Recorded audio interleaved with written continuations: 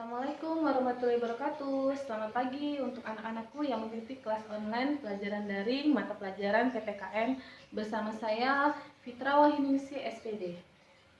Untuk menyingkat durasi video, kita akan langsung masukin sub pokok yang pertama mata pelajaran PKN, materi yang pertama di semester ganjil, yaitu perumusan dan penetapan Pancasila sebagai dasar negara. Sub pokok bahasan kita yang pertama adalah perumusan Pancasila sebagai dasar negara, yang kedua penetapan Pancasila sebagai dasar negara, dan yang ketiga semangat mendiri negara dalam merumuskan dan menetapkan Pancasila sebagai dasar negara.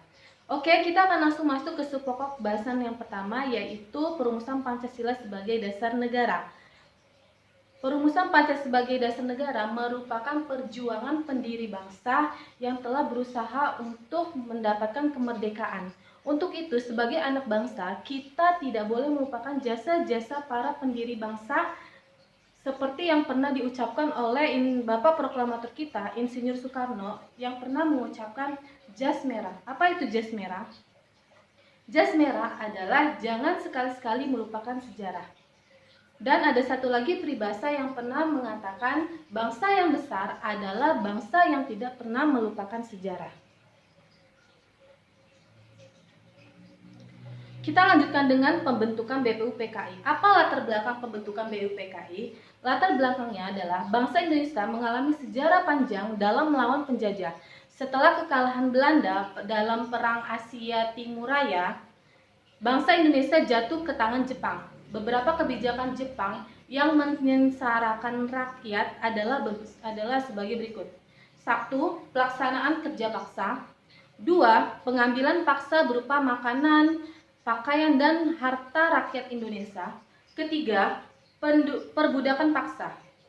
Jepang mulai menguasai wilayah Indonesia setelah Belanda menyerah di Kalijati, Subang, Jabar pada tanggal 8 Maret 1942.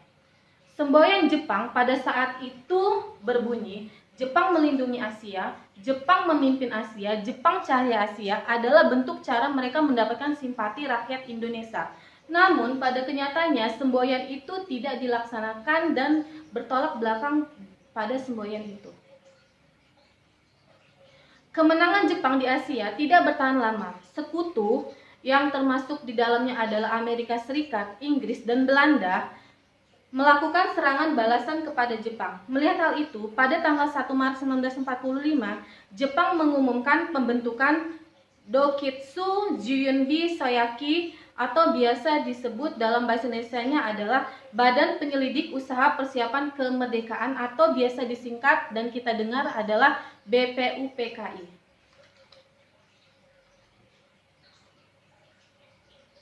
Jepang mengumumkan pembentukan BPUPKI pada tanggal 29 April 1945 dan anggotanya berjumlah 62 orang dari Indonesia dan 7 orang dari Inggris dan 7 orang dari Jepang.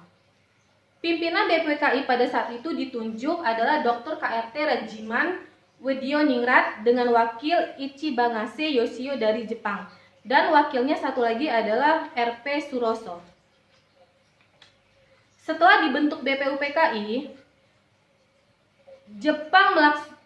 BPUPKI melaksanakan sidang yang pertama pada tanggal 20 Mei 1945 dan Mr. Yamin secara lisan mengusulkan 5 dasar negara yaitu sebagai berikut.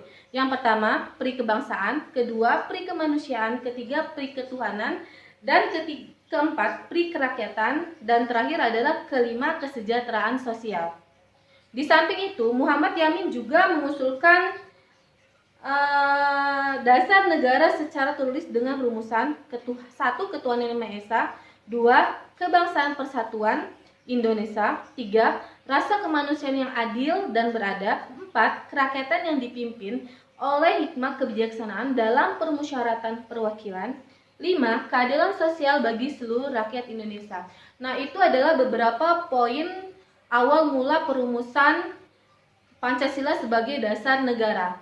Untuk pertemuan minggu depan, kita akan membahas perumusan Pancasila dari beberapa tokoh yang mengusulkan mengusulkan beberapa poin untuk dimasukkan ke dalam poin Pancasila sebagai dasar negara. Untuk bahasan minggu ini, Ibu rasa cukup sampai di sini. Dan untuk tugas kalian adalah kalian catat semua apa isi yang telah Ibu sampaikan hari ini, lalu kalian kasih kesimpulan, dan nanti akan Ibu beri kalian tugas beberapa pertanyaan berupa esai di link Ibu beri di tugas WA dan tugas classroom. Oke, selamat siang, selamat pagi untuk anak-anakku. Semoga kalian tetap semangat belajar walau dalam pandemi COVID-19 ini kalian tidak patah semangat. Wassalamualaikum warahmatullahi wabarakatuh.